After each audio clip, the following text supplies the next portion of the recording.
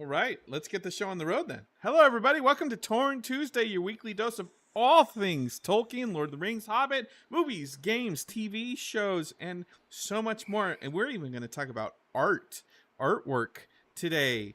My name is Justin, and I'm always glad to spend a couple hours with you and my friend and co-host, Mr. Clifford Broadway. Hi, Cliff. Well, hello there, everybody. Welcome to Torn Tuesday. There is exciting, really exciting, specific news coming from Andy Serkis. I mean, we've been waiting to hear anything, just anything official, coming from the production of The Hunt for Gollum. And we have it here. Breaking news right here on the OneRing.net.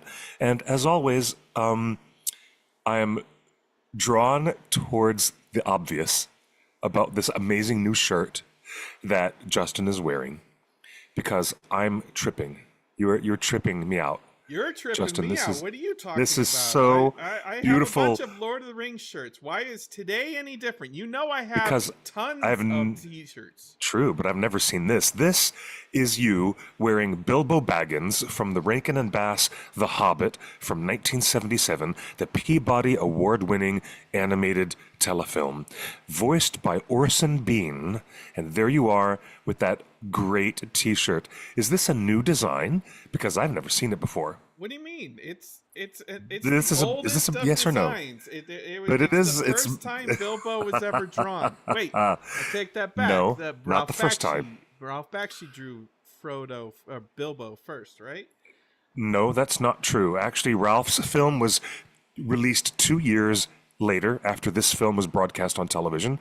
But there was another animated film made by Gene Deitch.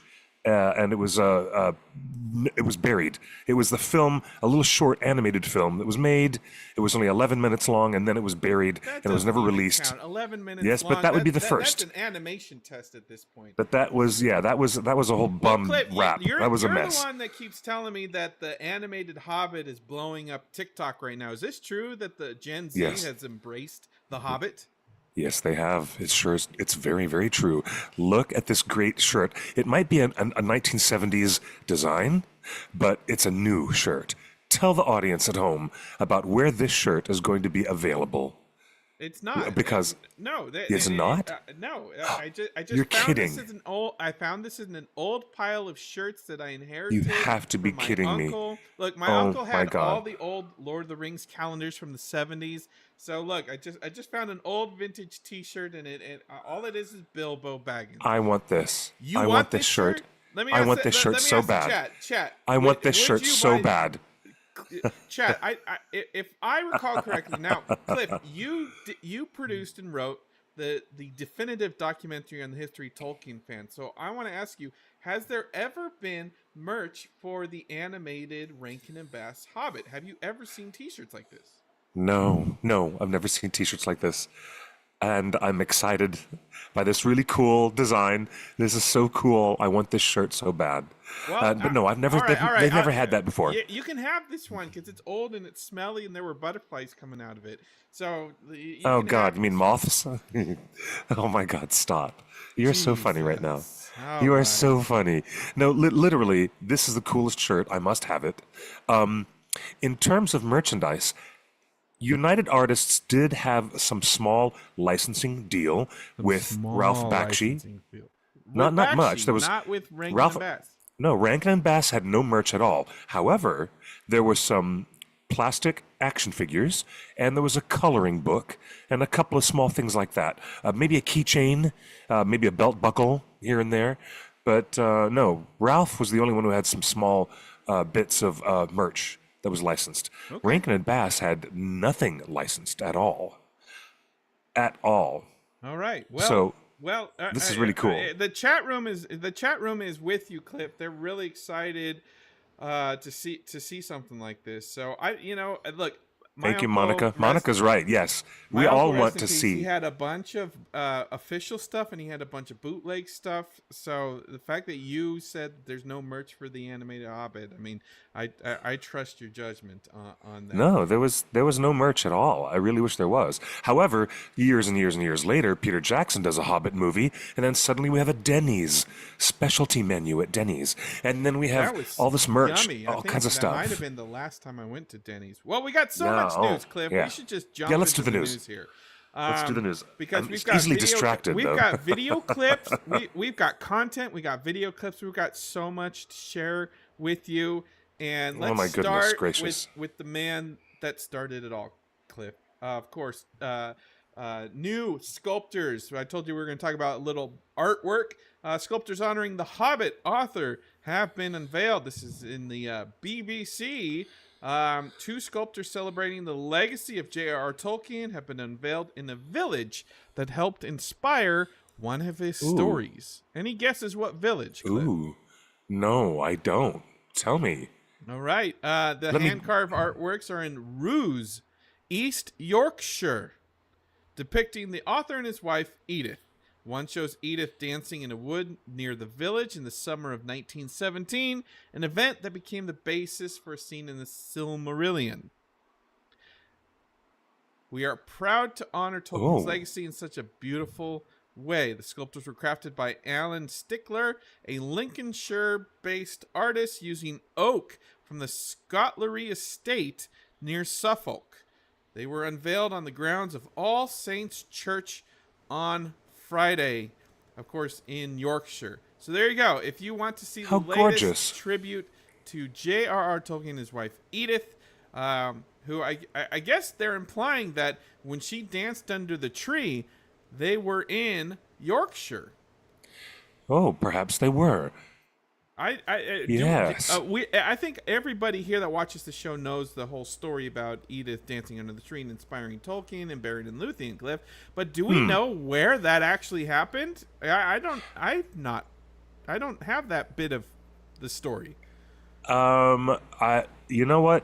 I believe that I read it in one of his letters once. I'd have to pull that book down off the shelf. But the Finnish director, Dome Korakovsky, recreated the scene beautifully in his Fox Searchlight film Tolkien, where Nicholas Hoult sees his lovely Edith dancing under the eaves of the wood. But I wonder if that was in Lincolnshire. Let me look it up. Let me grab the copy of the letters real quick. I'll look it up.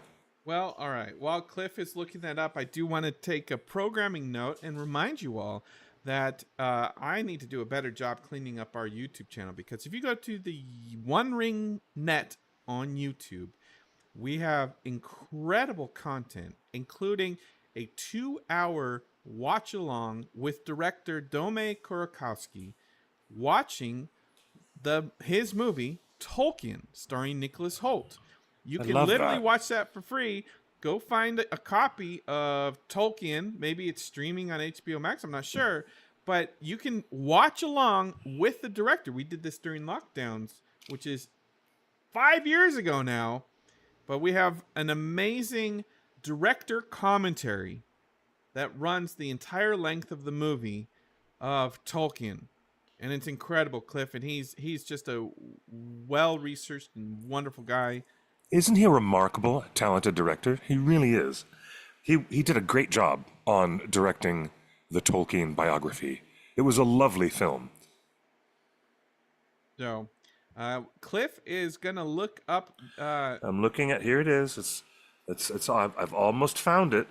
He's almost found it. So, man, we've got so much wonderful old content buried in our YouTube channel. I need to find a way to surface that, because it's just the director of Tolkien is just a wonderful man, and we should have him on. By the way, guys, I don't know if you went to the onering.net this last week, but we told you about a coupon code to watch the Christopher Lee documentary. That was your homework for this week. You could literally watch a feature-length documentary that you could download the whole video file.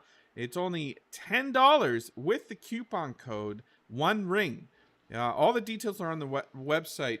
And Cliff, I don't know if you had a chance to watch it, but it's just a wonderful documentary.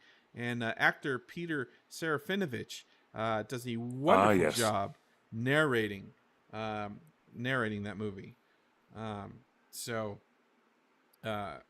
Christopher Lee, great guy. I am so excited to see that film. I really am. I'm excited. And I know for I'm a you to bit find behind. This passage. I'm a bit behind. Hold on, Edith. There's a chapter in the Humphrey Carpenter biography, and it's called Reunion, and it is about how John Ronald and Edith were reunited after his time serving in the war. But it's about his guardian, Father Francis. Also. Yeah, we're just trying to find out if where they danced tree together. is in Yes. Yorkshire. Oh, I'm going to find out. Trust me. All right. Just let me While find Cliff it. is finding out, we got news from Warner Brothers, folks. Warner Brothers is splitting into two companies. That's right. The thing that they did a few years ago, they're completely reversing. A few years ago, they merged Warner Brothers and Discovery TV channels into one company, and now they are splitting the company back to exactly how it used to be. One company is all TV channels, and one company is the Warner Brothers Film Studio. David Zaslav is going to remain as CEO of the film studio. What does this mean for Lord of the Rings? I don't know. Probably nothing, because they've already signed deals with Peter Jackson and Fran Walsh and Philippa Boyens to kind of oversee the Lord of the Rings franchise. So all systems go at this point. Supposedly, this deal will open up a bunch of money to fund productions of big movies. So that can only mean good stuff for the production. And we got updates on when they're gonna shoot the next Lord of the Rings movie in just a couple minutes. Other business news. Let's just get this. Yes, it's true. She was dancing in a woodland glade in East Yorkshire, near Roos, the village of Roos. Well, and so that's exactly true. it's East Yorkshire. Yeah, that's exactly there. That's we exactly found it. where this statue is. So, folks, how cool is that? End up going to East Yorkshire in Roos. There is ROS. Yes. Yeah, there is now. That's really cool. A commemorative piece of art. I think that's a really cool. That's a very cool thing, actually. That's nice. That's just so. Isn't it? Now, and what a unique commemoration of the two of them. Not just about John Ronald by himself. It's about the two of them together, and I admire that. I admire the artist's approach to that. And can we just for a minute point out that yes, from the very beginning, Lord of the Rings is a collaborative story. Mm-hmm. Lord of the Rings does not happen without collaboration between husband and wife, or I guess suitor and his dame, right? They weren't married yet, but yes, he does not create in a vacuum. Tolkien doesn't create in a vacuum, and all of this is thanks to Edith inspiring him, supporting him, and encouraging him throughout the thing. And we'll get back to why that matters later on in the show. But we got more news. Cliff, we posted this week. Embracer Group renames itself Fellowship Entertainment. They sure did. They renamed themselves. The name Embracer is going away. It's no longer going to be called Embracer. Yeah, well, that might be for the better, because in terms of branding, it had nothing to do with Tolkien, and it might have caused confusion. So this is much more on the nose, isn't it? Fellowship Entertainment, yes. Fellowship Entertainment. Cliff, we asked the authorities in charge, because we wanted to make sure all the information in this article is accurate, and we did. So if you go to theonering.net, you can read about all of the little silly details of the business deal. But basically, Embracer name is going away. They're calling it Fellowship Entertainment. But Yes. that does not mean Lord of the Rings is in charge. Middle Earth is still a subsidiary to Fellowship Entertainment. So Okay, the Middle Earth company sits alongside Dark Horse Comics, sits alongside Eidos Interactive, sits alongside a bunch of other companies. I see. Right? I see now. Okay. There's over 40 companies that are going to be in this Fellowship Entertainment. It's kind of like, you know how Disney owns Lucasfilm and Pixar and Marvel? Yes. But each of those are separate companies, right? We all know who runs Yes. Marvel, Kevin Feige. We all know Yes. who runs Lucasfilm, Kathy Kennedy, right? For the moment, yes. Right. So it's the same deal. Fellowship Entertainment is the overall company name, but Middle Earth is still a little company in that big thing. So Right. So they have a different subsidiary that handles all the, the Lara Croft Tomb Raider stuff. that's right. And then they have a different company that handles entertainment decisions and intellectual property for Dark Horse and all the many creators that they represent with their right. comic books and graphic novels. Including And they have yet Critical a Role. Remember, Dark Horse puts out Critical the Critical Role. Role comics. That's also true. And their show, Vox Machina, their hit show. Yeah. So and then the other branch is not really Tolkien Enterprises, but it is what we could safely call the new existing, a replacement of Tolkien Enterprises, meaning it's not Saul Zentz anymore, but it is still specifically the people who have the rights to but it's the rights to the Lord of the Rings and the Hobbit specifically. Yes. And working with all TV shows, development, and games and merchandise related to Hobbit and Lord of the Rings. And that's them. Okay? All right, so they're a subsidiary of Fellowship Entertainment. So we don't have to remember calling them the Embracer Group anymore now. So it's all different now. It's just Fellowship Entertainment, but as far as we know, it does not mean that Middle Earth is taking over all this huge company. You know what? I appreciate the idea of synergy because Otaku Senpai, who's one of our great friends with us here in the live chat on YouTube, says they're anticipating Dark Horse Comics to publish multi-volume Lord of the Rings graphic novels. Yes, that might actually... That would surprise me. That would not surprise me at all if that was the Tolkien estate coming down the still pipes. Owns publishing rights. True. When Tolkien sold the rights to everything else in 1968, he made sure to keep for himself publishing rights. And comic books are publishing. Yes. It's the printed page. So that if is you're going to publishing. get any comic books, it would have to come from the Tolkien estate. And I guess if they don't allow it, then it will never happen. So that's still And they've never allowed comics, except for that one. Except for The Hobbit. But that was published by Eclipse. Yeah. Eclipse Books published the was it Dan Wenzel?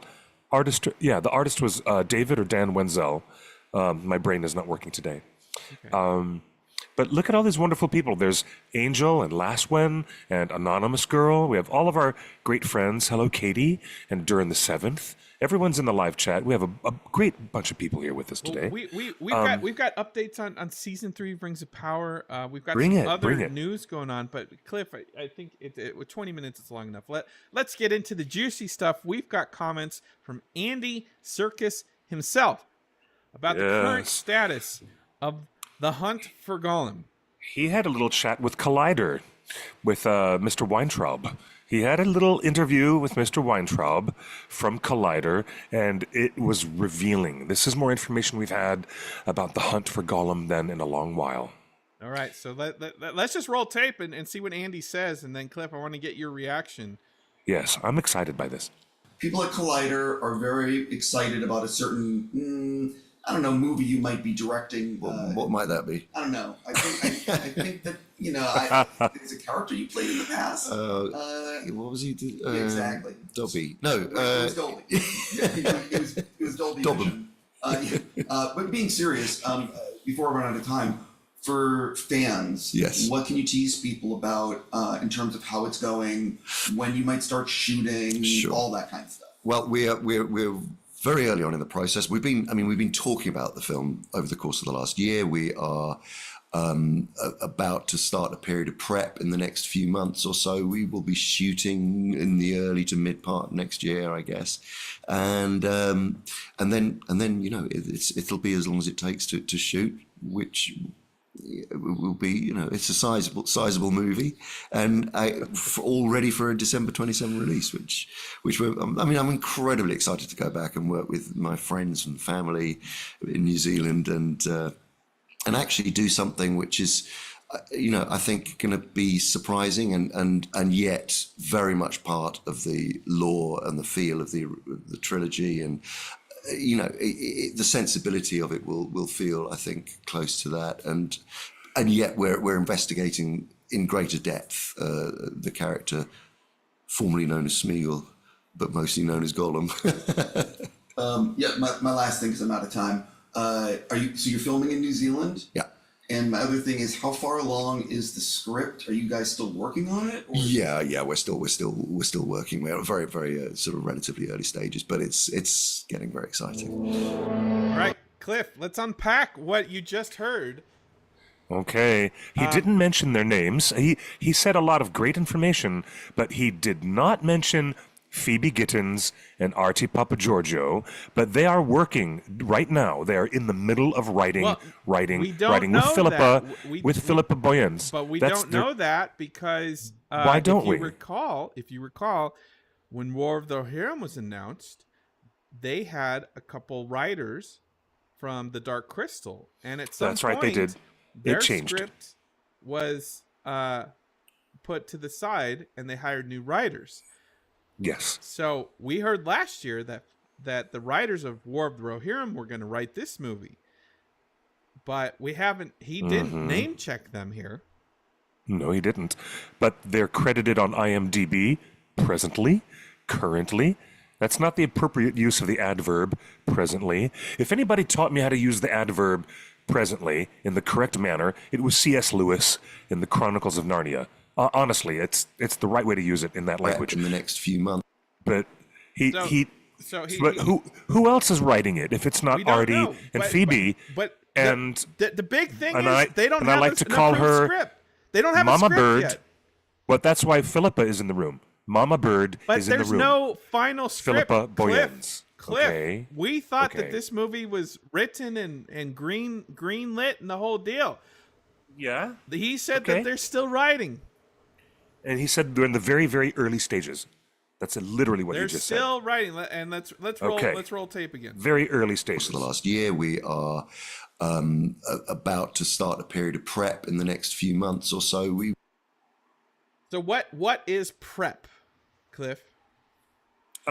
Pre-visualization. If you've learned anything from watching the behind-the-scenes stuff that Michael Pellerin did on the Lord of the Rings Blu-rays, you know how long it takes them to work on previs. But previs starts happening when they've got a script. So It's what also what can we infer? What can we infer? Here's another thing that we can infer with the word prep. Okay. Prep Okay. also includes budget allocations. So during prep, you hire a cinematographer, you hire a VFX executive, you hire your sound guy, you hire all the Right. department heads, the costumes, right. the locations, like all the department heads. And prep is when all the department heads start doing their thing. And so this is where they submit a budget. All the department heads receive a script in its current form, and they budget out. Like, oh, look, there's this many scenes with Aragorn, so we need this many costumes for Aragorn based on these scenes in the script, so we can tell you how much Aragorn's costuming is going to cost, right? And then the locations manager will look at the script and said, all right, we've got 18 locations described in this script. we better go looking for them and locate these places. Yeah, and Yes. if we can't find 18 locations, maybe we find 10 of them in real world New Zealand, but maybe 8 of them have to be built on a soundstage. How much is that going to cost? Yep. Right? So you get the budget breakdowns from all of this work. Yes. Prep is when all and this is where the script can get refined, right? Because if everyone looks at the script and then the producers get the budget back from all the departments and be like, wow, that's going to cost a lot more than we thought. Maybe we need to rewrite the script to take out maybe a few locations. Maybe Aragorn doesn't need that scene with that sword or that outfit in that one place, right? We can save all that money. So that's what prep is. So they are early stages.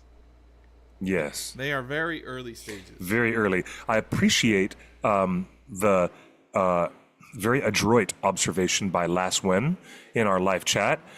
She says, FYI, for anyone not aware, the time of year that he's talking about filming in New Zealand, of course, is summer into autumn. So if he says we want to start filming very, very early in 2026, if it's in January or February, that will be in the height of summer in New Zealand. In New Zealand. So in New Zealand, it'll be the height of summer in January, and that's a great time to start filming when you've got big outdoor locations. Does this check out for what we've heard is the time frame of the movie?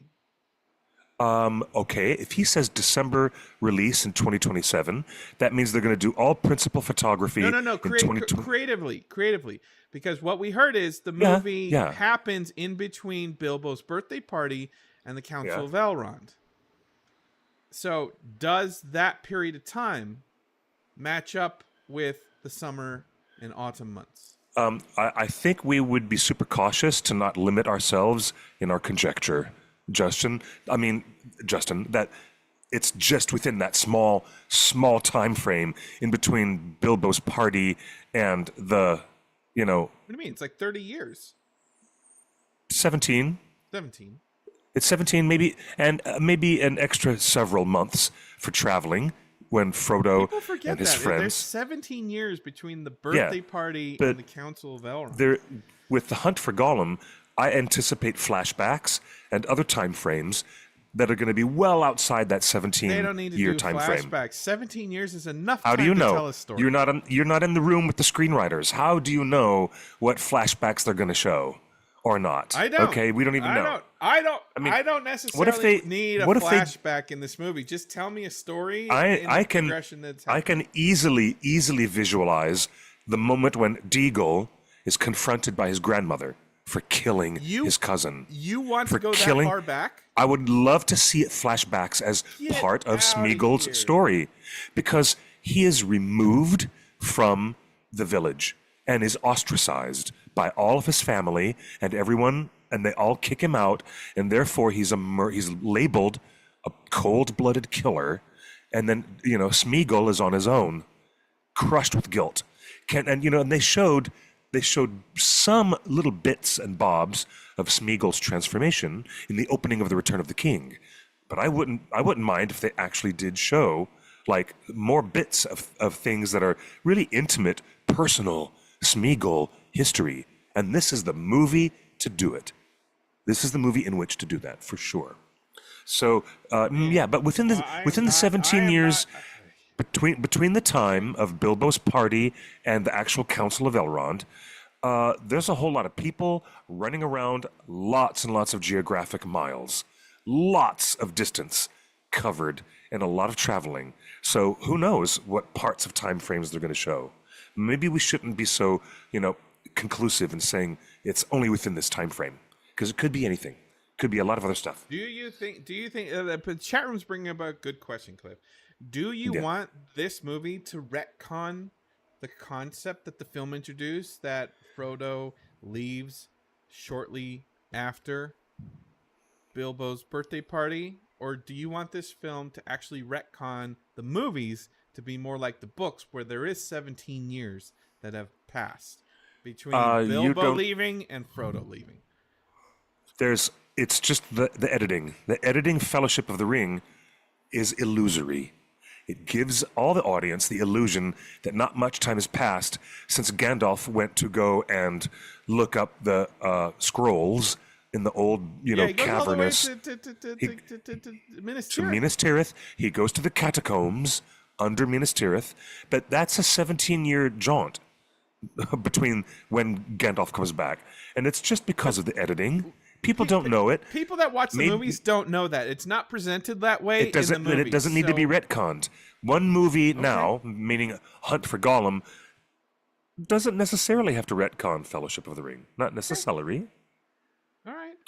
What It else can did you fit. say It can here? still fit in there. We'll be shooting in the early to mid part next year, I guess, and then it'll be as long as it takes to shoot, which will be it's a sizable movie, and all ready for a December 27 release, which I'm incredibly excited to go back and work with my friends and family in New Zealand and actually do something which is.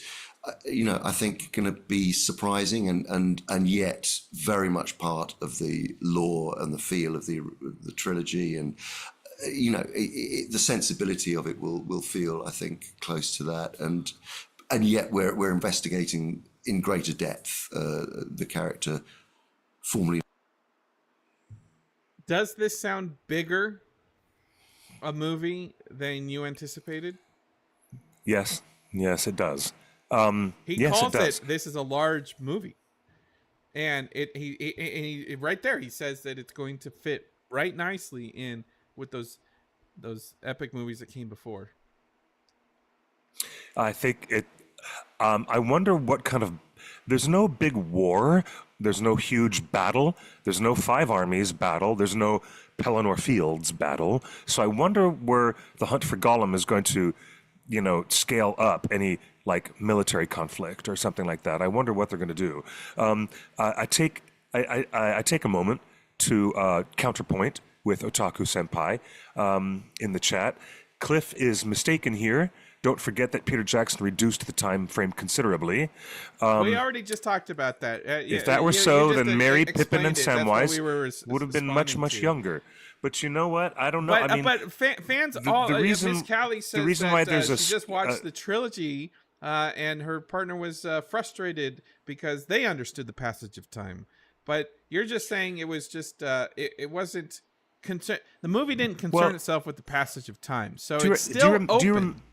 Do you remember how in An Unexpected Journey there's a cut across time frame and the caption, the only time that Peter Jackson ever uses a caption like that, and it says 60 years earlier, ... And then the camera moves down from the smoke ring down and it's in The Hobbit. It's in An Unexpected Journey. That's right. But the reason why I find that interesting, Peter Jackson could have done 17 years later, ... in the Fellowship of the Ring, but he did not. He did not use that caption. So therefore, he's got that kind of free-form time, a time sensibility, which is much more free, and it's not chained down to the literal time frame of the book. But I think that the Hunt for Gollum can play as much as it wants within the time frame that it wants. I just hope they find a way that's all I to wanna say. bring back Lee Pace as Thranduil. Oh, I want nothing more than that.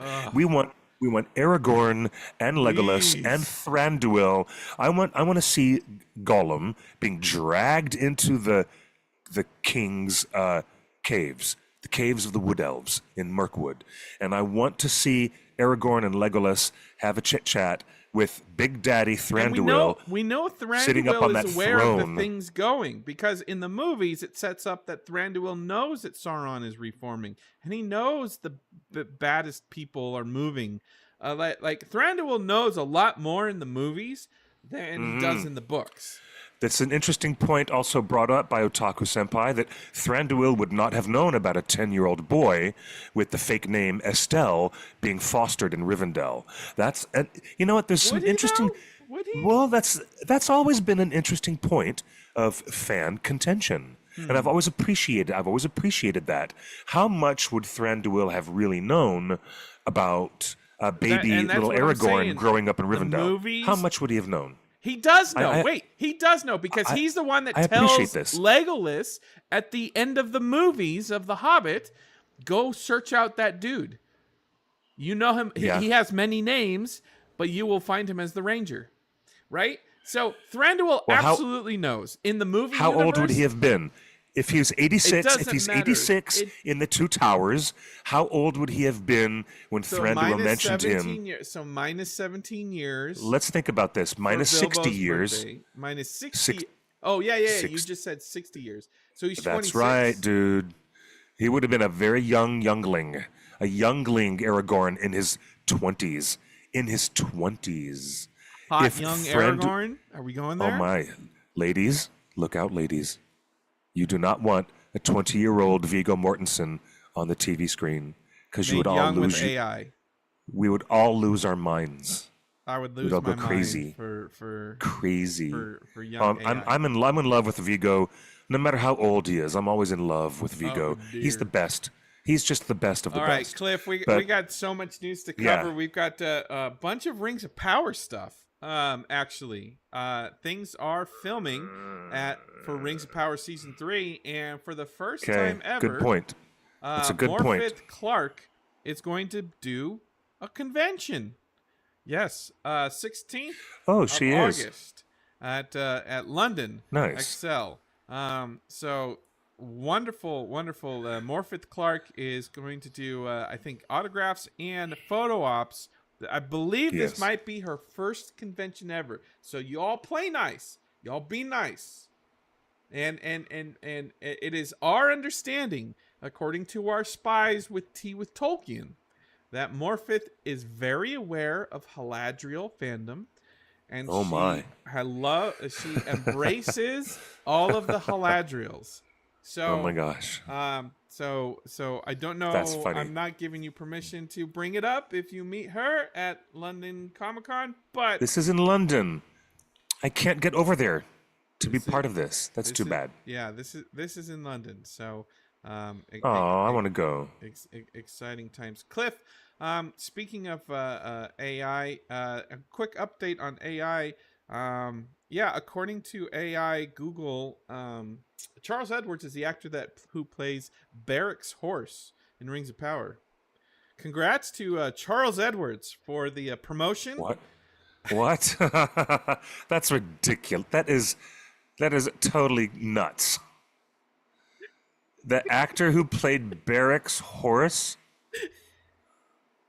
That Barrick is so the wrong. Horse of Isildur. Way to go, AI. That is so dumb. That is so dumb. That's ridiculous. Do you know what? And that's why you cannot trust AI to do anything except for creating its own self-coding. That's just bad. That's so bad. Oh, and Katie's right. How rude to the actual sweet horsey who really does play Barrick. We I love agree. AI, That's really- don't we? No, we don't. Other absurd. news, a new Netflix crime Absurd. thriller series is climbing the charts, but you probably haven't heard of it because they've done no marketing for it. It has popped up in Netflix's top 10 with absolutely no marketing. What is it? It stars Charlie Vickers. Well, hello there, Charlie. A Rings of Power star's new mystery miniseries earns a perfect Rotten Tomatoes debut, and it Wow. debuts in the top 10 on Netflix with absolutely no marketing. The show is called Department Q? Is that what it's called, Susan? Department Q? The Survivors. The Survivors. It's called The Survivors. Okay, it's called The Survivors. Yeah, so it's called The Survivors, and it's making a big splash on Netflix. And Cliff, there's no other stars in this. Charlie Vickers is arguably the biggest star in this Netflix series called The Survivors. So Now, the interesting thing is, I how haven't heard does of a this show yet. get to the top? The show needs a hook. Any show needs a hook to hit the top 10 on Netflix. I mean, a lot of Right. people are watching a show. if it's hitting the top 10 on Netflix. Yes. So maybe all of those huge numbers that Amazon claims Rings of Power is putting up, maybe it's true. Maybe there's a quiet majority of people that are watching Rings of Power, not talking about Rings of Power, and falling in love with the cast of Rings of Power and showing up for his new movie on Netflix.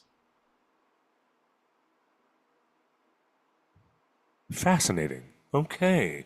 That's, well, you know, I wonder, everybody has a thing for police procedurals. People, especially my mom, they love watching police procedurals. And it reminds me of that, it reminds me of that song by Elvis Costello, Watching the Detectives. Yeah. You know, she's watching the detectives. So I'm not into that. That's a whole thing, a whole big genre of television storytelling that I'm not into. I don't want to watch Law and Order, Special Victims Unit. I'm not into the detective police shows. I'm just Did you not. watch it with a shirtless Sauron? Yes, I would watch it with a shirtless Charlie Vickers. Yes, but Sold. I'm willing to change my mind about police procedurals when they make a new show called The Merry and Pippin Mysteries, where Billy Boyd and Dominic Monaghan run around the Shire and solve little mysteries in the West Farthing. I'm totally down for that. I'm so down for that. Hey, speaking of mysteries, Cliff, that's a great segue into guess who's got a new mystery out? Who? Mr. Simon Tolkien Oh, he's published a new book. That's right. has a new I book. saw that. And he's has a self-published editorial in LitHub where he explores his conflicting feelings Okay. of being J.R.R. Tolkien's grandson. And it's a fascinating thing, and I think we're going to post a link to it on the OneRing.net later this week. Fascinating. But J.R.R. Tolkien's grandson, Simon Tolkien, and if you remember correctly, Simon Tolkien is the series consultant for Rings of Power. There Yes, he is is. a Tolkien Yes. involved in the creative of Rings of Power. In fact, Simon Tolkien this is is true. involved in reviewing all of the scripts before it goes into production. I wish Simon had told them. Go ahead. Well, no, I do wish that Simon Tolkien had told them not to have Elrond kissing Galadriel. I wish he Simon told them. Tolkien approved Wish he it. told them. I know. That's what I'm saying. He approved it. He wanted That- he wanted it in the show. That's what I'm saying. He should have told them, don't do that. Are you kidding? Well, it's interesting because I think we've all had anybody in the creative arts has suffered from a little bit of self-doubt and imposter syndrome. And Yeah, that's it's true. interesting Yes. because this wonderful long editorial that Simon Tolkien wrote talks about feeling, the inadequacy of having your grandfather be just a titan of literature. And he didn't start writing until he was 40 years old. He didn't start writing, and now he's accomplished author. He's got half a dozen books out. He's got a new one out, it's interesting to see a Tolkien so vulnerable. Yes. Talking about growing up with his grandfather down at the beach, and his grandfather died when he was 14, and that's a very important age to lose someone so important to you in your life. But if you want to tell, I would like to read this. I would like to read this editorial. I'm sure there's some interesting insights in this. I'm sure there are. It's very interesting. We'll post a link on the One Ring later this week. But folks, I highly recommend picking up his new book. And of course, everyone watching the show, you might appreciate Rings of Power. And Simon Tolkien, of course, is a publisher. And now, for the What's first his new time, book called? What's his new book called, by the way? New book is called. Let's go all the way down. Since you, Oh yeah, it's right there. The Palace at the End of the Sea. That's right, The Palace at the End of the Sea. A It's novel. now available. It's currently available. Yeah. We'll have to check that He out. says, my efforts pale in comparison with the 12 years that it took my grandfather to write Lord of the Rings. It was more than 12 years. but Without okay. a contract, so that he had no guarantee it would even see the light of day while holding down a demanding job at Oxford. Mm-hmm.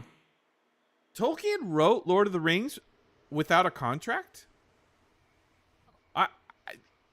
I guess never occurred to me that was what he did. Do you know Rainer Unwin, his publisher, waited and waited and waited for years and years and years for a sequel to The Hobbit?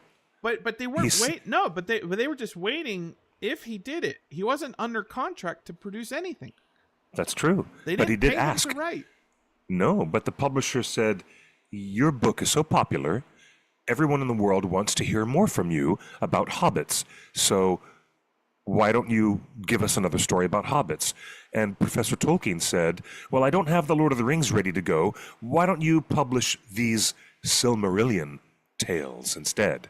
And that caused the big grief in his life that the publisher said, no, we're not going to publish any of this Silmarillion crap. We want more tales about hobbits. So, brokenhearted, to his dying day, Professor Tolkien never had the Silmarillion published, and he was brokenhearted about it. It was published 10 years after his death. Correct. Well, the interesting thing here, I did not know this. 4 or 5 years after his death. He died in 73, and I believe the Silmarillion was published in 77.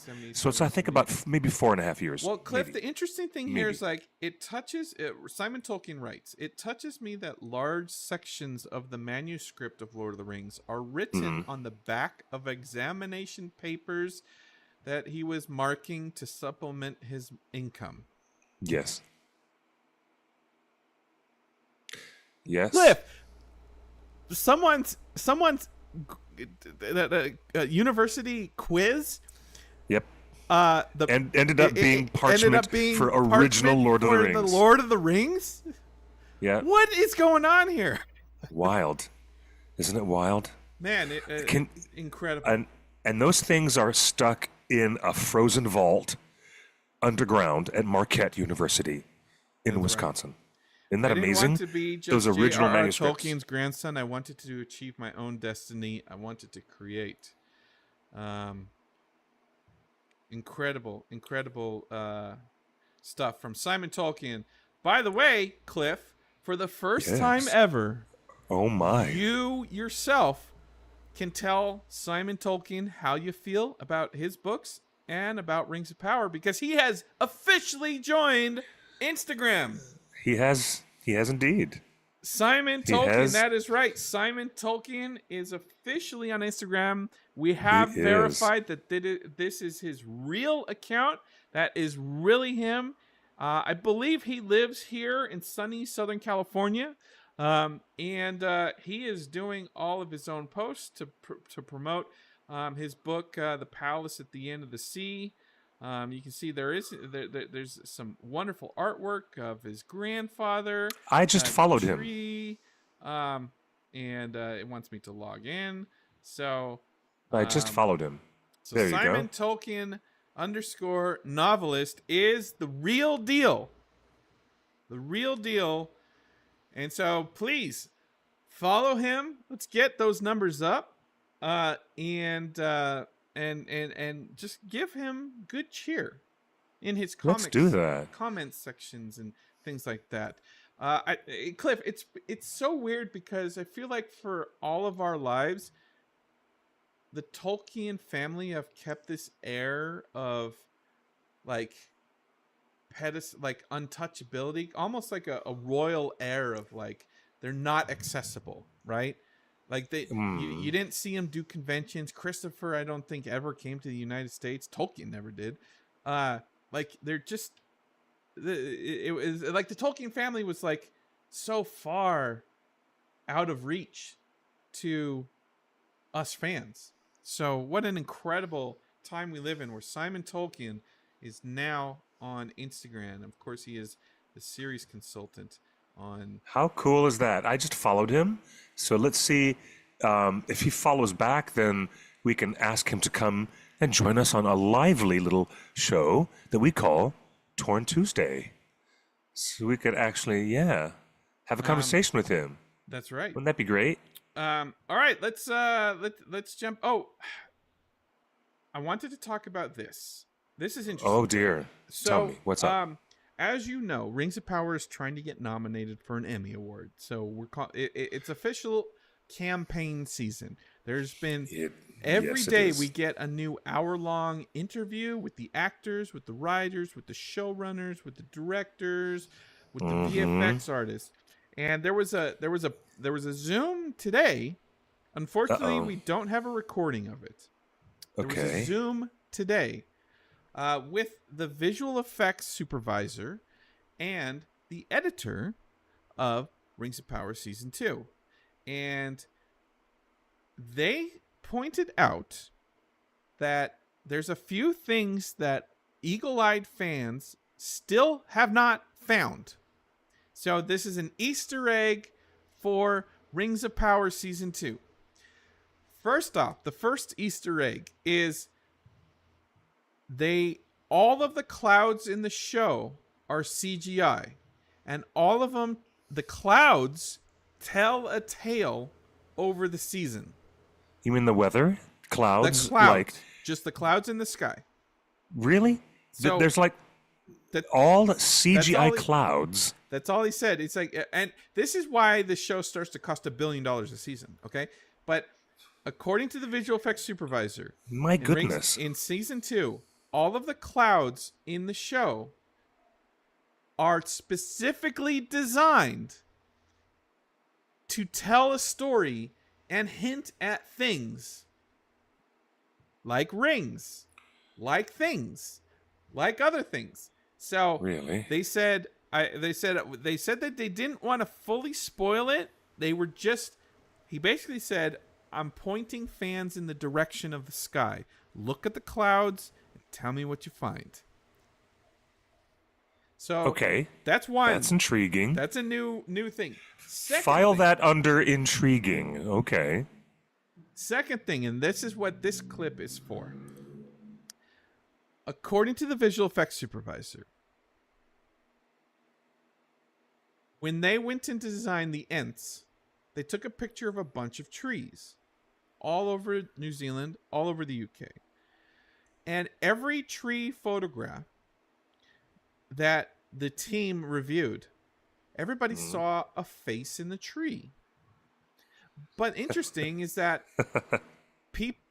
different people saw different faces in the same tree. So they actually applied that to the Ents. And I'm going to play this scene real quick.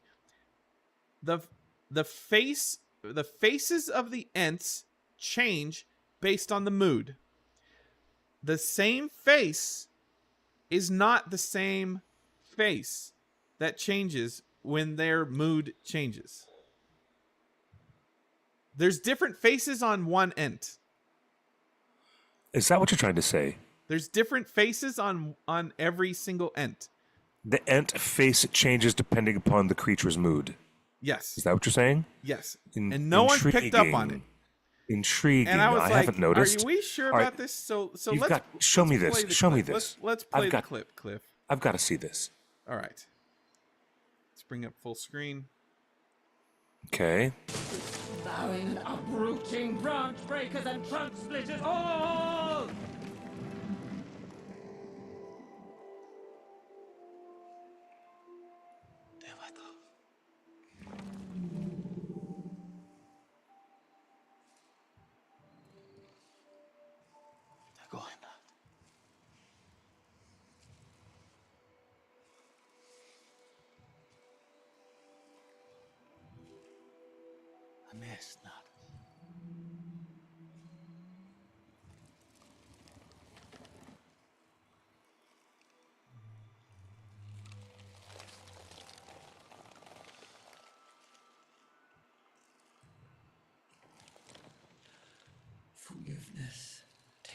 age. Did you see it? Let's play it back. No different from them. Ent is angry. Bowing, uprooting, branch breakers, and trunk splitters all! All right. The Ent is angry, voiced by Olivia. What's her name? Forget. Wonderful actress. So the Ent is angry. She's Where's the giving us- subtitle? Where's the subtitle for Arondir?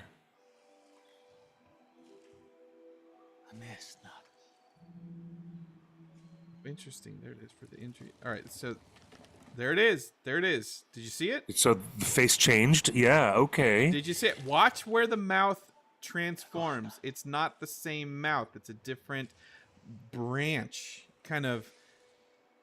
Watch the mouth in the close-up here. Oh, that's Olivia Williams doing the voice. Thank you. Thank you, Last Win. You see that? Yeah, okay. Okay. Let's Yeah, roll it back again. I didn't see it at first.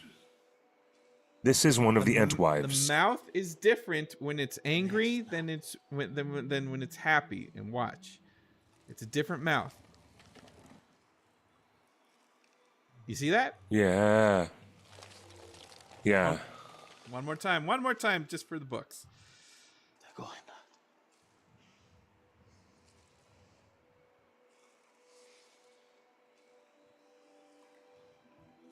Second mouth comes in below the first mouth.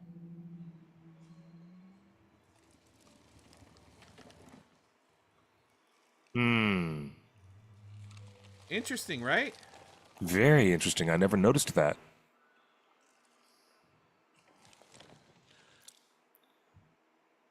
The character's name is Winter Bloom. Thank you, Laswen. Appreciate your edification. Thank you very much. So, That you know what? is Winter Bloom, the Entwife. The first time ever in the history of the Lord of the Rings, ever, We've that an seen an Entwife has been portrayed on any adaptation of any kind. Tyler in the chat room says, brings a whole new meaning to the phrase talking out the other side of your face. It's correct. Intriguing. So a couple things here. It's funny that the creators of the show are once again frustrated that fans aren't picking up on the level of detail that they put into this. Well, I hate to tell you guys, you have to tell us these things. Peter Jackson did in those Pellerin documentaries. You got to tell us these things. Yeah, we had lots and lots of Pellerin documentaries with In season full 1 of disclosure. Rings of Power, Full disclosure McPain said, of all we're these surprised things." that nobody understood that was a Lawrence of Arabia reference, or that was a painting reference, or that was or remember when Indeed. McPain said, oh, that was a Star Wars Empire Strikes Back reference. Well, why don't you tell us? Well, they just did. I wish they would have told us when the show was airing. I would have watched that episode a couple more times, Yeah. to Well, catch the Easter egg. I want to maybe I need to turn up the brightness on my 4K ultra high def TV. Not really. But I thought that scene was rather darkly lit. It was dark. It was terribly. It was very darkly lit. and you couldn't see anything going on. And the other thing I did Yes. not like, the reason, and if the VFX people are watching this, the reason it did not click that you had two different faces on that tree is because the editor put a soft fade in the Yep. shot. Right in the middle of the shot, they soft Right in dissolve. the middle of the shot. They if you dissolve want us right to- out of it, If yes. you want us to connect with something, you got to stay on that shot. Like, if it's important enough that you want to bring it up, you got to put it on screen. I Like- agree. Like, you I did agree. that amazing magic trick of the one mouth turning into the second mouth, but then it's fading as it's happening. So Yeah. our brains don't have enough time to process that we're watching magic. Instead, we're watching a fade out, an editor's trick. Yeah, it was really not something I picked up on at all. And Because of that no one crossfade, ever will. yeah. No one ever will, unless you're watching this this podcast, no one will ever know about that little mouth trick in the tree. And I'm sure Yes. that they spent a lot of money on visual effects getting it right. They spent all that money getting the visual effects right, and then the editor just puts a crossfade on it. Oh my god! What are you gonna do? What are you gonna do? Well, but this is interesting because the conversations come up when it's time for Emmy nominations, and that's when we find out more stuff than we ever knew before. Now, what does that tell you? I mean, why wasn't this in the press release? Why wasn't this? Wait a minute, I know what I'm asking for. Behind the scenes. Why isn't there a fully produced, like an hour and a half long behind the scenes? The Dark Crystal did it. Netflix paid for a production company to come in and do a full feature-length 2-hour behind-the-scenes we keep talking about the lack of documentaries, but during the seventh mentions Theoden's fading change when Theoden goes from corrupted to his old self. The healing of Theoden. Right. Yes. So if you're going to put a crossfade on the ant like that, you're kind of you're not doing the visual effects justice. Mm-hmm. Like the effect is kind of ruined by the edit. I mean that's kind of it. Also, I just want to state for the record, if anybody's watching the show, when Tolkien describes Sauron bringing darkness over Middle Earth, it doesn't mean don't put lights on your set. Like, let's light this show so we can see it. A lot of us are watching on our phones. We're watching in the living room with the living room lights on. Like, yes, light this scene up. Come on. You know what? Back in the 50s, in the 1950s and the early 60s, they would shoot day for night. And that's the way it was written in the script. And they would use these interesting little filters. They would shoot everything in daylight and then put a filter on it to make it look like bright moonlight. So they used to do that all the time. Remember? That's an old Hollywood movie trick. All right, let's see if I can bring this up here. I mean, I'm not necessarily advocating for that technique to be used, but I wouldn't mind. I mean, if the scene's too dark, shoot day for night. All right, we got a video clip here. Here's a 10-minute interview. We're not going to show the whole 10 minutes. Oh, what is this you have now? Charlotte Brandstrom, Lord of the Rings. Oh, hey, Charlotte. Charlotte Brandstrom on Gandalf's big reveal, and which scene required the most prep. Oh my god! The grand elf reveal. The grand reveal of the grand elf. But Cliff, you have to see this quote. You have to see this quote about revealing Gandalf. She quote. Show me. She says, I gotta see this. "It's such a big moment." She said, "It's such a big moment that the audience was waiting for." I tried to make it as simple as possible. So, not to do something too big, either with the reaction of the actor or cinematically. I just wanted it to be a simple character moment because it's such a big reveal, and it was a reveal people expected. So she basically said, everybody in the world knows that this is Gandalf, so I'm not going to make any effort at it. I'm not going to make it cinematic. She even told her actors to downplay it, like just play it straight, and that's it. So the fact that this reveal doesn't give us much emotion is intentional by the director. In the chat, Angel says that was the worst reveal ever. Oh it's my gosh. almost like Charlotte's admitting here that I know this reveal is the worst ever, so I'm not going to make any effort at it. Can we sit in conversation for a moment, all of us, and ask what purpose that served to have an amnesiac wizard? Why did that become worth 2 seasons? 2 whole seasons of running around with this character because he's a complete amnesiac. Why? What purpose did that serve the overall narrative? Only to reveal what was obvious the minute the minute he met a hobbit, the minute he met those Harfoots, we knew who he was. Period. And even with the obvious dialogue of always follow your nose, Oh my which God, somehow that that showed up in season 1, didn't it? That was more of a reveal than what season 2 provided. Yeah, that was the reveal. When he says follow your nose, that was the reveal. That was the it. reveal. That was the reveal. Season 1. And the fact that she downplayed it, like it's almost like that in an interview. It's almost like Charlotte is saying, "Yeah, I know this was stupid, but someone else made the decision for me." Let me ask another question. They were sent by the Valar, and they're no dummies, okay? They're Manwë, Maiar, just Olmo, like Sauron is. If Sauron is super intelligent, so are Nienna, these guys. Tolkas. They're not dummies. These are the great angelic powers. The Valar are not stupid.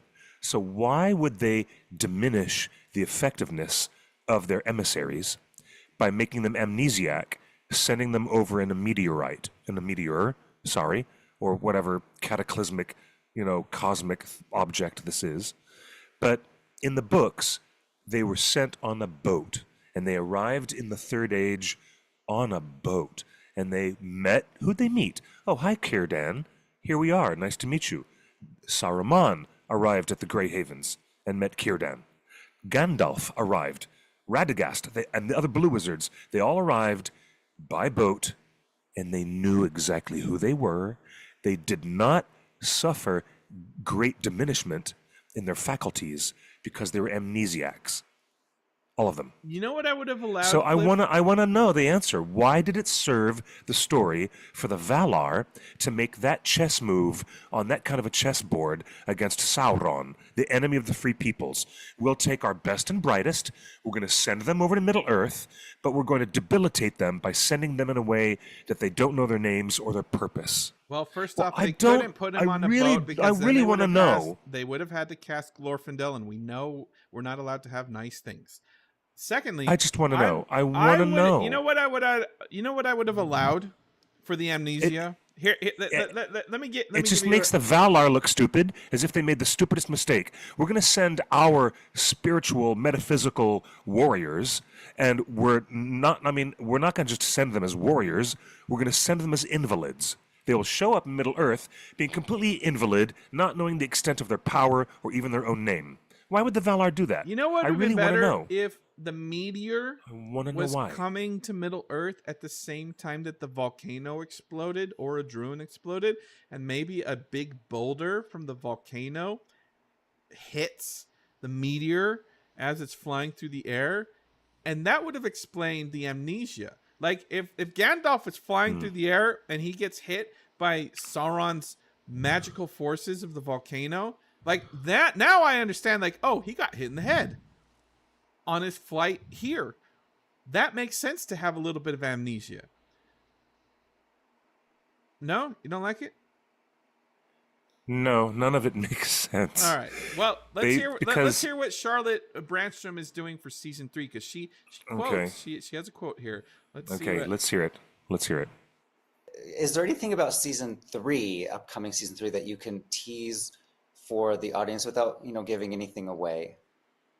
I think it's just going deeper into the drama and the character. I was actually been shooting all day, so I've been up since 5.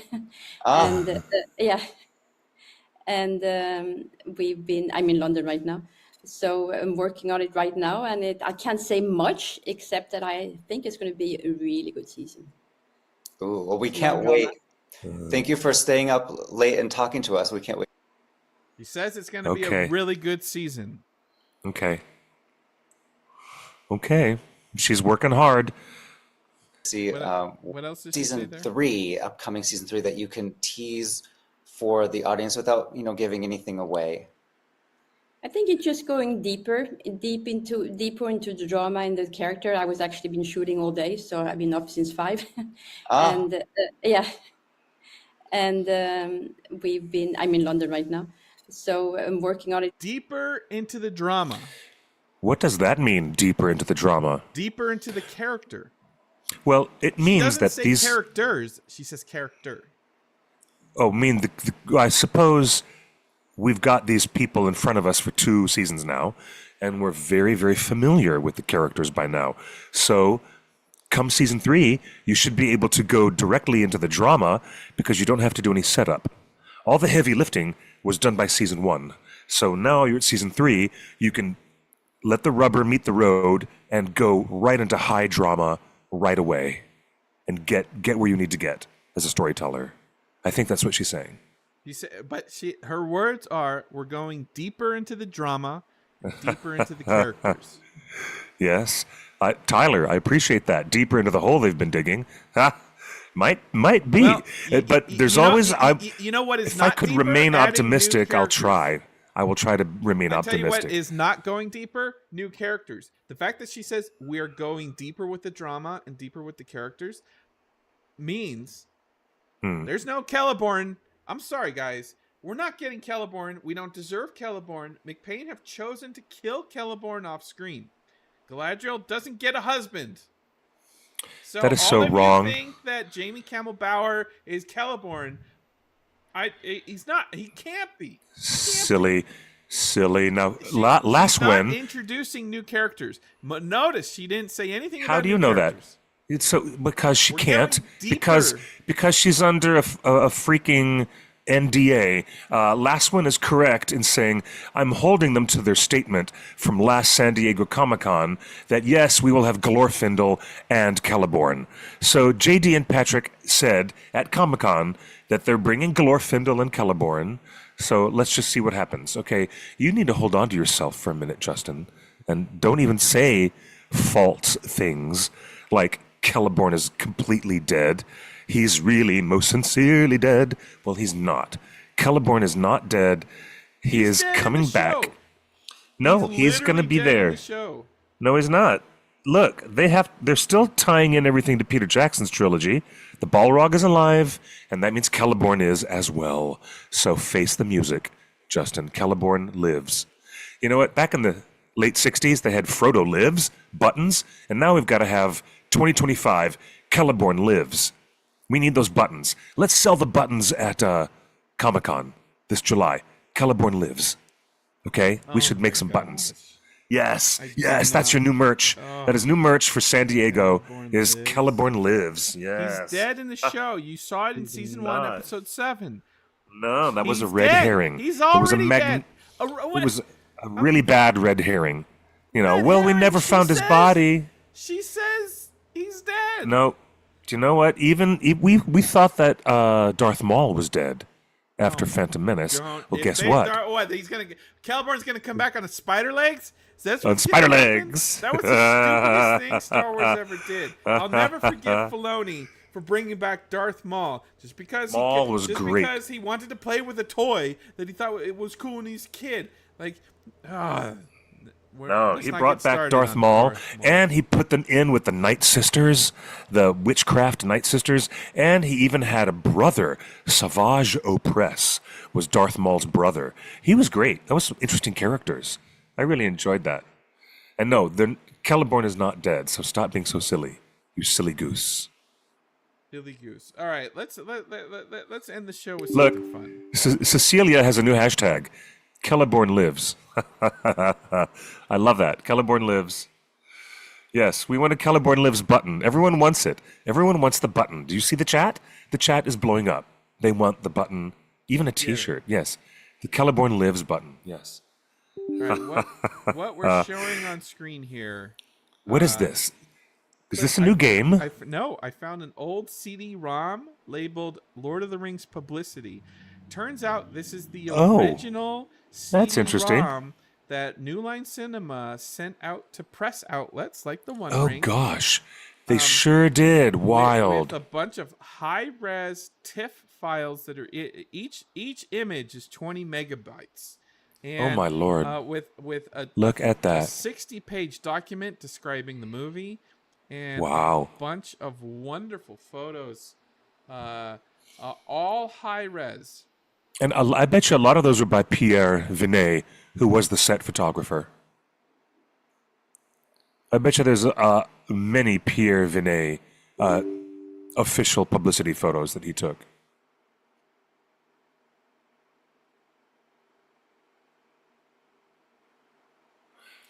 This is this a CD-ROM that you would call 1999 technology or year 2000 Oh technology? man, dude, it took me forever. It took me forever to find a CD-ROM that I could I could actually drive an actual drive.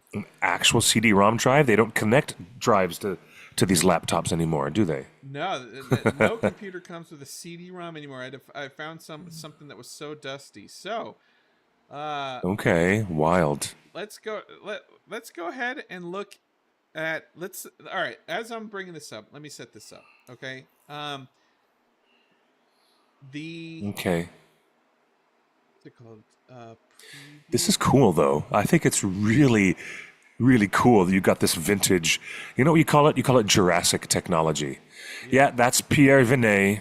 That's one of his set photos. Set this up, Cliff. This is early 2001. We barely have had a trailer that we downloaded at 640 by 480p that took Barely. 4 hours to download. There's no high-res stuff on the internet. So we got these. Right. This is the first time Right. anyone has seen anything high-res about Lord of the Rings. And people were Yep. scared. Tell people how much people were scared that this would look cartoony, like a big wizard with a pointy hat. It's gonna look cheesy. Well, people were just scared in general because nobody had attempted big live action adaptation at all. And getting it done in a very far away island nation, far away from all the other stuff that happens in Hollywood, away from the prying eyes of the paparazzi. So they were kind of secreted away. They were down in the opposite corner of the world. These filmmakers who were, you know what, the primary set of nerves, I've got to be real honest with everyone in our audience today. But it was because of Peter Jackson's zombie movies and all of his taste for splatter movies. That's what made people really jittery about what the production was giving them. So we got to look at some of these amazing photographs by Pierre Vinet, who was hired to be the professional set photographer for the entire trilogy. And may he forever rest in peace. I mean, But this his is work, the first his high work is res spectacular. Of Saruman, Cliff. Yeah. Like, how did you First feel high res, watching? How did you feel seeing this for the first time? I thought, wow, Christopher Lee, holy Toledo. Well, at first I thought, why is he not wearing a coat of many colors? Because he declared himself as Saruman of many colors, and Ralph Bakshi had done some really bizarre psychedelic optical effects in his movie. But here's Saruman looking, at first I thought he's kind of a plain Jane, just white on white on white, all fabrics, all white. And but then I thought, if anyone's got the teeth to sink into the scenery, it would be Christopher Lee. Yeah, I really thought this was going to be awesome. I was particularly encouraged by these shots. These shots of all these goblins and orcs, they were the most encouraging. And there were some bits in the early teaser trailers, little bits of Moria orcs that evidently came spilling out of the mountainside after the Bridge of Khazad-dûm sequence.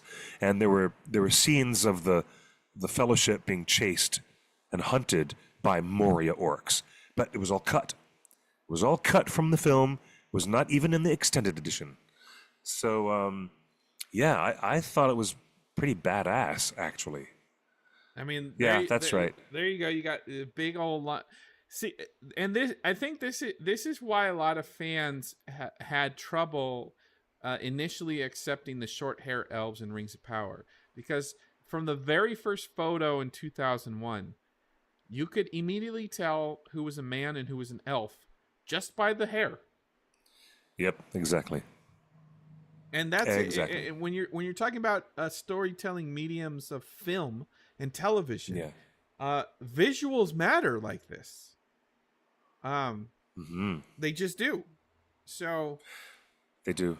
you know, I think a lot of people, a lot of casual people who aren't obsessed with elves and dwarves and men like we are, they saw the picture of Charles Edwards with his short hair and Elrond with short hair, and they're like, that's not an elf. Right. But Cliff, Oh, look man, at this this photo- glow filter. This glow Wow. filter. This photo is so beautiful. Is that the Evan star around her neck? That is the even star, yes. Um, And you're right, Monica is right. But if you look closely at Saruman's garb, nothing plain Jane about it. You're quite right. You're quite right. Yeah, you can even see the sparkles on her shoulder there. There's amazing draping down. details. But the details look so much crisper in today's upscaled 4K UHD that I watch. When I watch Lord of the Rings on 4K, everyone in the room is like, gasp, look at the imprint on the leather. Look at the weaving of the hair. Look at the embroidery on the garments, because you can see every damn stitch. You can see every single stitch and seam But Cliff, across the television. Tell It's me amazing. about this first time you saw Galadriel. Oh, I thought it was gorgeous. And her Loved elf it. Perfect. Yes. I said, Like, yes. I think there look- was a concern that will they get the ears right? Are they even going to have pointy ears? Because there was a Ugh. lot of debate. Elves don't necessarily need to have pointy ears. Right. And in And fact, yet- some fans still criticize Peter Jackson for forcing pointy ears on every elf. Simply And on not every true. hobbit. Who else has pointed ears in this shot?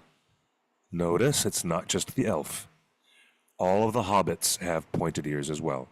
It's totally creative take on PJ's part. So Totally creative take. there was intense debate over the pointy elves. I mean, you guys think Yes. that the Yes, there was. discourse is toxic nowadays?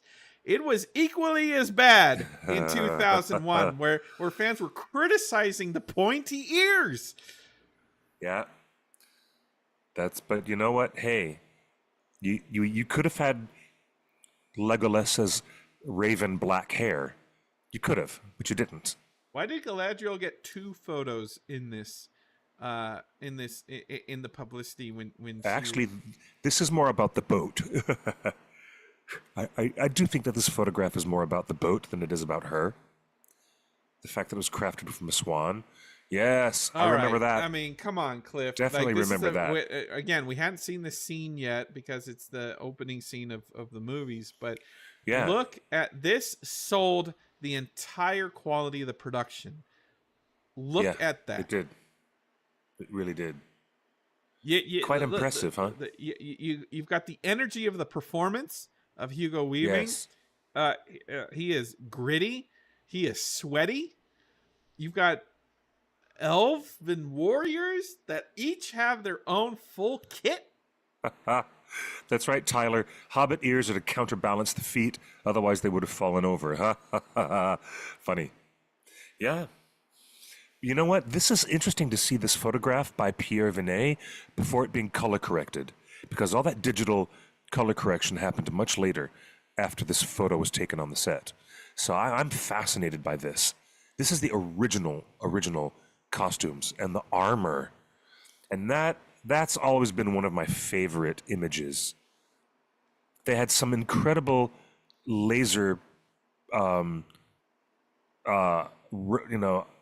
No, it not a was a laser, red but- laser. Yeah, is it a red laser? Because it looks like a red laser going across his face. I think it's so cool. And to answer the chat room, I'm a So fan of cool. movies. I prefer movies over books, so I'm a movie fan. Fun fact: this entire swan boat scene was shot on a rich guy's estate who had a man-made little pond with a bridge on it, and they Oh, my. literally just shot it at some big rich dude's house. Oh, Another okay. fun fact: after Return of the King came out and Peter Jackson was cashing those big old checks, he bought the house next door. You mean is that in Miramar? Wow, look at that. That's also Peter in the frame because he's getting the shot prepared where Elijah Wood will ultimately be standing. And he's just getting the shot ring. ready. And he's holding Yes. the one ring. Gosh, that is so cool. Oh, I Everybody- remember that picture. They still That's use one this of photo. that's one of the everywhere. most famous photos of Samwise. Right Of Sean there. Astin, Yeah. period. Oh, look at little baby Howard Shore when he was a baby. Look at Howard Shore. That's amazing. So, Cliff, tell me about the reaction to seeing this photo early on. Gorgeousness. I just wanted to be there. But was there a lot of nervousness that, man, are they going to get everything right? They have This to get this geared up. People were still talking about, oh, in Dead Alive, he uses a lawnmower, and the lawnmower causes more blood and gore to be splattered than any movie you've ever seen. And people were wondering what he was going to do with those zombie film sensibilities. But you look at a shot, a peaceful, tranquil shot like this, and you see how overgrown all the grasses are, and how you just wanted to fall in. You wanted to fall into the image and be there in person because this is a real physical place. No blue screen at all. This is all real. Amazon, real. I hope you're taking notes. Just awesome. Oh, look at the tiny little Gandalf on the bottom. You can barely see tiny Gandalf on the bottom scotch of that frame. That's amazing. Oh, you're right, Monica. You're right. Howard Shore was a baby when he was back on Saturday Night Live. True, that's back when he was just a baby. Now, hold on. Is that John Rhys Davies or is that his photo double? John, for sure. You sure that's John? Yeah, his eyes. His Okay. bloodshot eyes. You can see his skin melting from underneath. Ha. Yeah, that's the word, Durin. Verdant. It's verdant. The ultimate green is a verdant green. I love that. Yep. There you go. Ian Holm, the late, great Sir Ian Holm. Warners, if you're watching, make that jacket and I will buy it. Yes, I want that jacket right now. I want that exact jacket with the same buttons I want it. And the Yes. big old cuffs. And I want the vest. Brown I want velvet. the vest. Yep. Oh, I want that vest to go with it as well. I love it so much. I need that jacket. Yeah. Oh, okay. Miss Kate Blanchett. Miss I don't know what Thang. to say. I don't know what to say. She's amazing. Just amazing.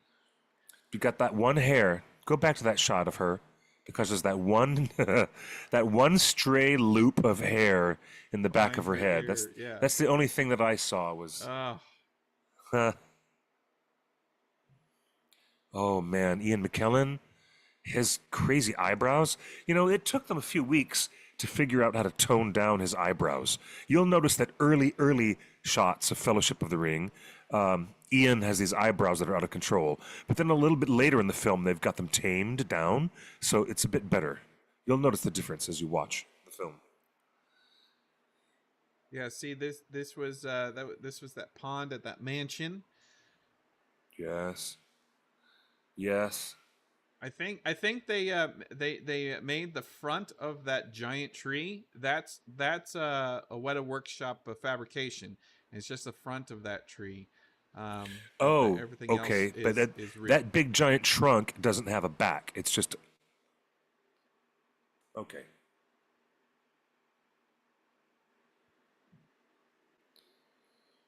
Yes. Okay. Wow, Orthink, with those absolutely bizarre light fixtures in Orthink. It's so cool.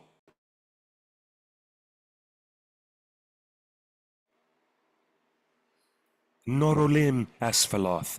Norolim Asphaloth. Norolim.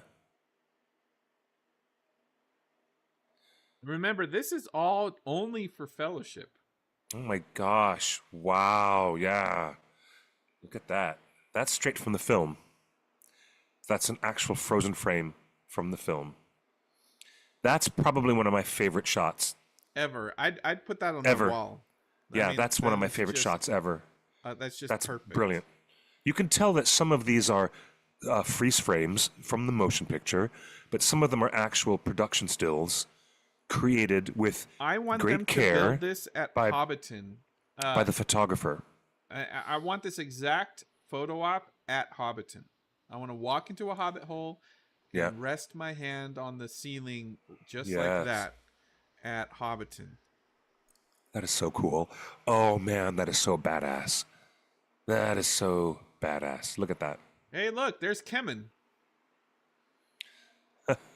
What? Who You mean who one of else- those is Jed Brophy? One of who those el- horsemen is probably who Jed else from Brophy. Rings of Power is in this shot? Let's take a guess right now. Cliff, have we met any of the Nazgul in Rings of Power? Who from Rings of Power is in this shot? Theo. Okay, Theo is in this shot. Maybe Kemen. Maybe. I don't know. Okay. But that's too funny. That could be Theo right there. Wow.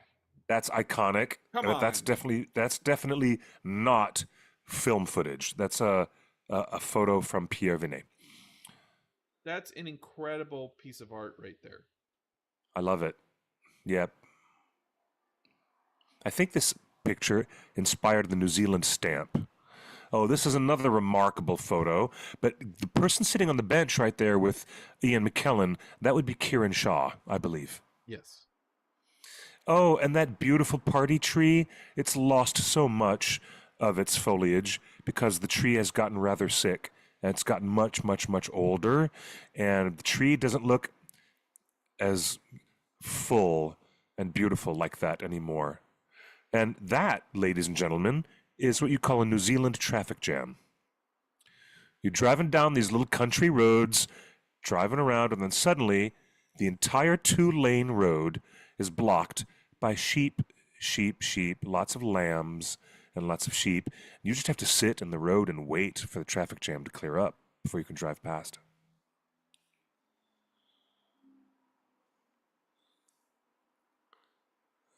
Okay, where are we looking now? Oh, these are all the orcs climbing down the columns in the mines of Moria, outside the chamber of Mazarbul.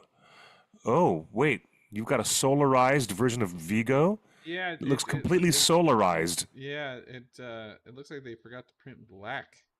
Yeah, the data's not there. Okay, hey, bigatures, beautiful bigatures. And that was the poster that was the most exciting. That And then they poster was sent way it to more. us without the text. Yeah, gosh, I love that poster so much. We have that image without love the it. text. That was also on the cover of many paperback books and the calendar. This A one? lot of calendars. Yeah, that picture was in a lot of merchandise.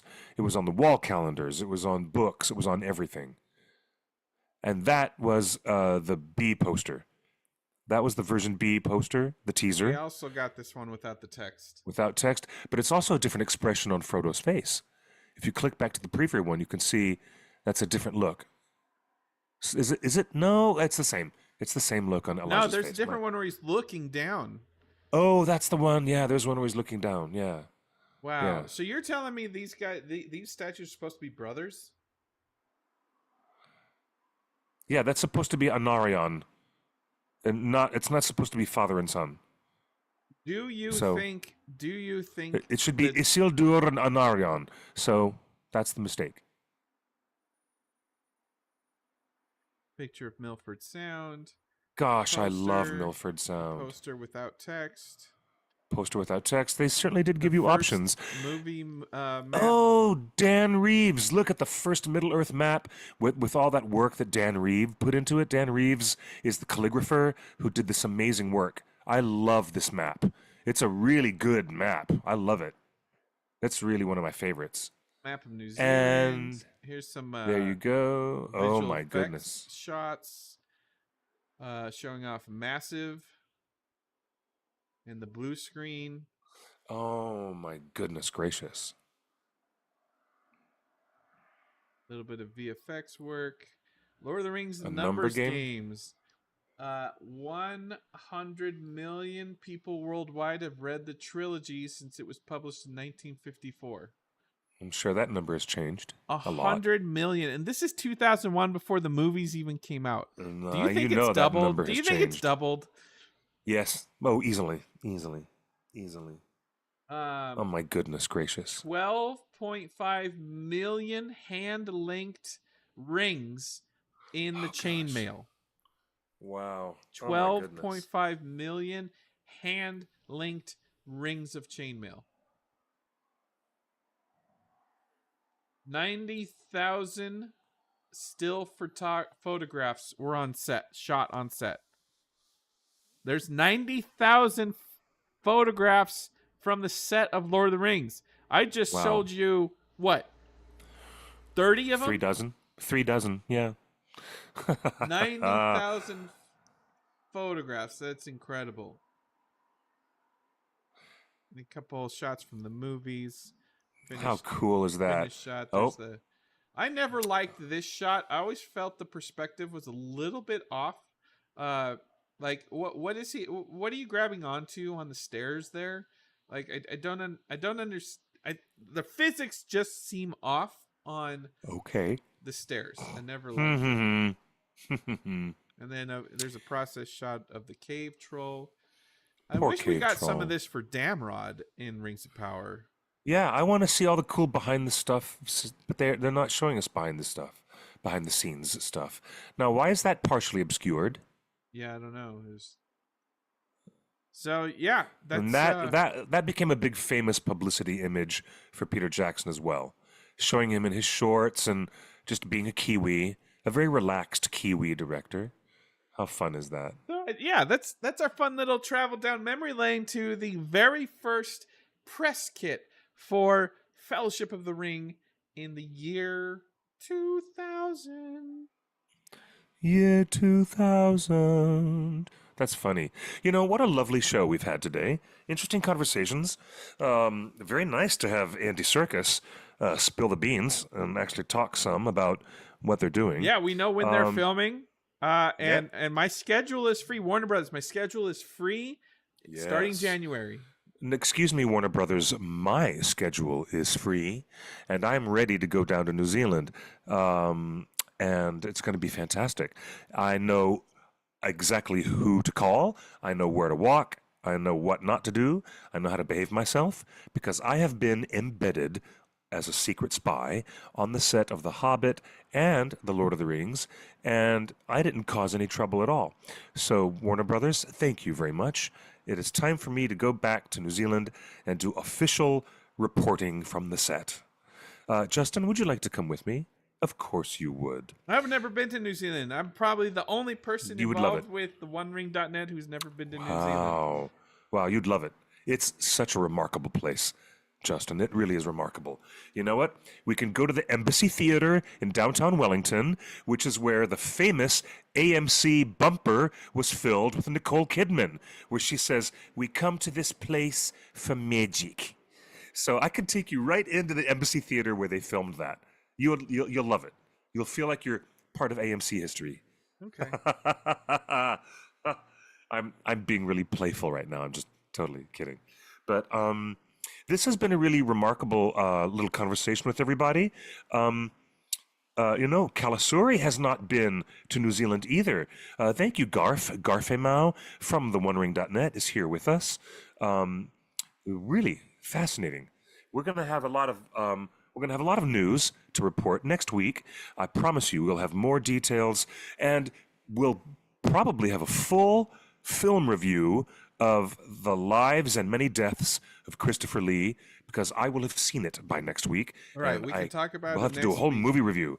Well, it'd be fun. We should do a whole movie review. And finally, I wanted to give you guys a heads up. Shout out to Varking for finding this. But yes. Folks, Amazon Prime Video has created the official Rings of Power TV station. That's right. Right above CNN.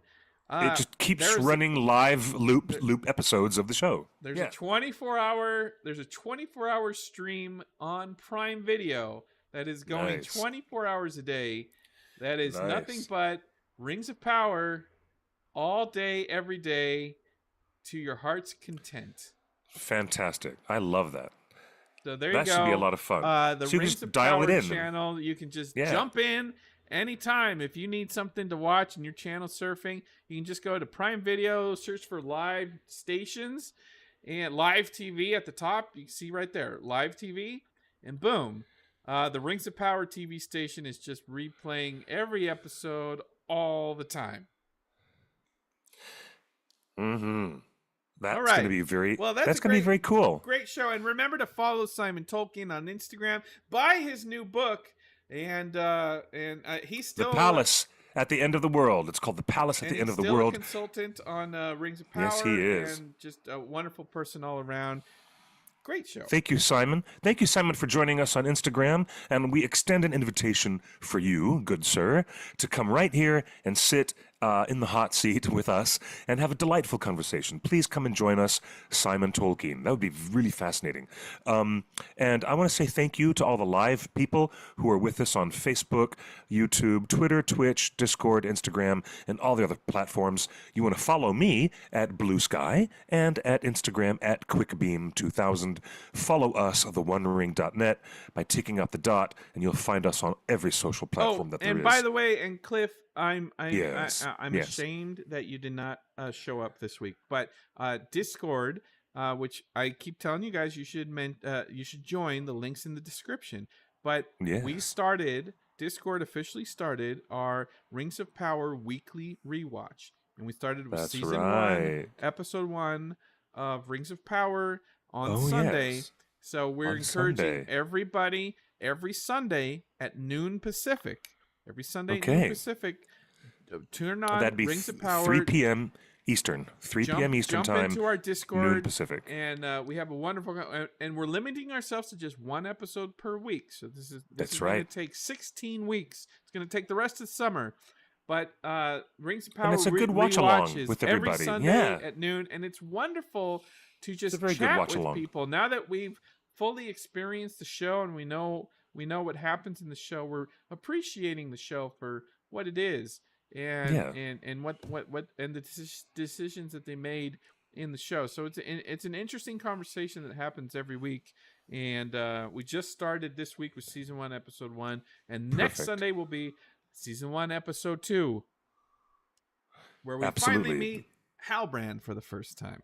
Oh, my goodness gracious. The big mystery box of all time. Well, thank you, everybody, again. Justin, I want to say particularly, I acknowledge you, good sir. Thank you for helping us more than pull my this show dad. together. Oh, it's lovely. Lovely to have you all here. And for myself, I want to wish you all a very safe night. We here in Los Angeles are not in a burning bonfire of lawlessness like what the mainstream media would like you to believe. Things really are not that disastrous. Things are really not that bad with violence and burning and protesting. And there is no need whatsoever for the National Guard to be deployed to a tiny little corner of a few blocks of downtown where some instigators are trying to instigate. But there's also a lot to be said for the way that Angelinos, who have been through hell this year, we've been through fire, devastation, and loss of life and limb. And we're recovering. We are a city that is recovering from all the crazy stuff that happened in January. And we support one another. And we support our communities. We support the undocumented workers who pick the celery and the strawberries and the pistachios. They pick all the berries and all the food for us. And they're out there working their asses off, and they're the seamstresses working in the garment district. They're not harming anybody. They're sewing your T-shirts that you like to wear, and they're sewing things together to make a living for their families who are struggling. So if anybody has a purpose to bring out the trouble, you know it's not us. You know that the Angelinos here are good people, really good, hard-working people, and we know who makes up the fabric of our community, and we know who makes the backbone of our economy work properly. So a very high and hearty expletive. I'm not going to say an expletive on the air, but I would like to say that to the completely over-the-top, unnecessary, absurd administration, which has only instigated things in a very unwanted, inflammatory way, instigating our city with the presence of, even when the LAPD says, we don't need them here, we've got this under control, we do not need the National Guard here. So I just want you to know that the ridiculousness of the optics should not overwhelm the truth. The truth is that our city is a beautiful, bright city with people living and breathing and working hard and paying taxes and doing their jobs. And that's the story. And we don't need any of this disruptive, ridiculous, authoritarian garbage that's coming our way. I want you to know that we are safe, we are sound, of sound mind and body, and do not believe a single word when somebody is sitting in the Oval Office and says, if we didn't send in the National Guard, then all of Los Angeles would be burning. That is a lie. And yet another lie in an endless parade of lies. So as a living, breathing Angelino who is walking the streets, I'll tell you that I was downtown today. I went to the Central Library. I checked out a book. It's a beautiful book of plays. I'm doing a staged reading tomorrow with my friends. People are doing their business. Everything's fine. We are not a bonfire of anarchy, as anybody would want you to believe, and we don't need any of those idiots here with guns taking down First Amendment abiding American citizens who are protesting what is important to them. There you go. That's my editorial for the end of the show. And I mean it with love when I say to all of you, we love you guys, we love J.R.R. Tolkien, and we love what we've learned. The most powerful lessons that we've learned from Tolkien are that of fellowship between different races and different people who come together from different walks of life. And you know what they do? They save a world. They save the world. When all these different people come together who really get rid of their own personal biases, the way that Legolas and Gimli learn to become friends and get past their own personal bias. And the idea of multiculturalism is most important to me, and it was to Professor John Ronald Reuel Tolkien.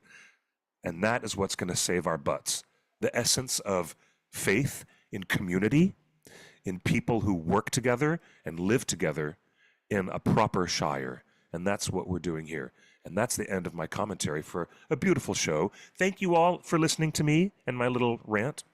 And I wish you all peace, long life, live long and prosper. We will be here next Tuesday at 5 p.m. Pacific time for another episode of Torn Tuesday. Until then, good night and good luck to you all. Buenos noches y buena suerte.